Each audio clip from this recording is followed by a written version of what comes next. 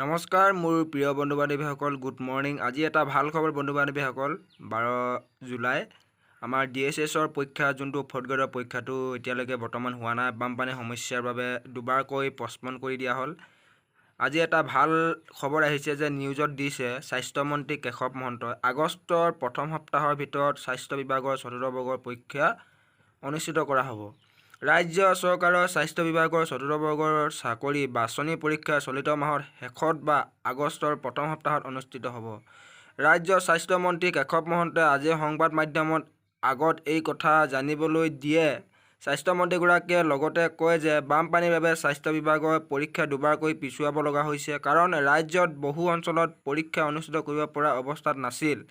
আনকি পৰীক্ষাৰ্থীসকলেও পৰীক্ষা কেন্দ্ৰলৈ আহিব পৰা কোনো সুবিধা নাছিল। সাম্প্ৰতিক বতৰ ভাল হৈছে যদি আন বিভাগৰ পৰীক্ষাৰ দিন ইতিপূৰ্বে নিৰ্ধাৰণ কৰি থোৱা আছে বাবে স্বাস্থ্য বিভাগৰ পৰীক্ষা অনুষ্ঠিত কৰাৰ পলম হৈছে। তথাপিও চলিত মাহৰ শেষত বা আগষ্টৰ প্ৰথম সপ্তাহত স্বাস্থ্য বিভাগৰ 4ৰ্থ বৰ্গৰ চাকৰি বাছনি পৰীক্ষা অনুষ্ঠিত কৰাৰ চিন্তা কৰা হৈছে। ঠিক আছে বন্ধু বান্ধৱীসকল, এটা বিগ আপডেট প্ৰতিদিন পেপাৰত দিছে, তোমালোকে চাব পাৰা। যদি মই এনেই কৈছোঁ, এতিয়া মই চাইছোঁ আৰু তোমালোকৰ এটা ভিডিঅ' বনাই দিছোঁ সকলো কাৰণে।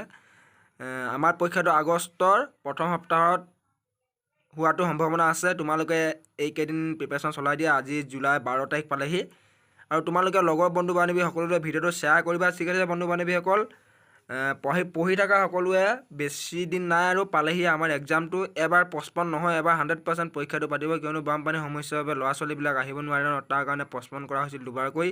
এতিয়া বতৰ ভাল ন, সেইবাবে বতৰৰ ভালৰ কাৰণে তেওঁলোকে পৰীক্ষাটো আগুৱাই আনিছে আৰু পাতিব অতি সোনকালে। 3rd গ্ৰেডৰটো হ'লেই, 4th গ্ৰেডৰটো হোৱা নাছিল, সেইবাবে এই ভিডিঅ'টো বনাইছোঁ বন্ধু বান্ধৱীসকল। তোমালোকে ভিডিঅ'টো লগৰ বন্ধু বান্ধৱী সকলোলৈ শ্বেয়াৰ কৰিবা, আৰু চেনেলটোত যদি প্ৰথমবাৰৰ বাবে চাই আছা চেনেলটো ছাবস্ক্ৰাইব কৰিবা, আৰু ভিডিঅ'বিলাক শ্বেয়াৰ কৰিবা, লাইক কৰিবা, কমেণ্ট কৰিবা। ঠিক আছে, তেনে আজিলৈ বিদায় মাগিছোঁ। পুনৰ লগ পোৱাৰ কাৰণে মই আলোকজ্যোতি, জয় আই অসম।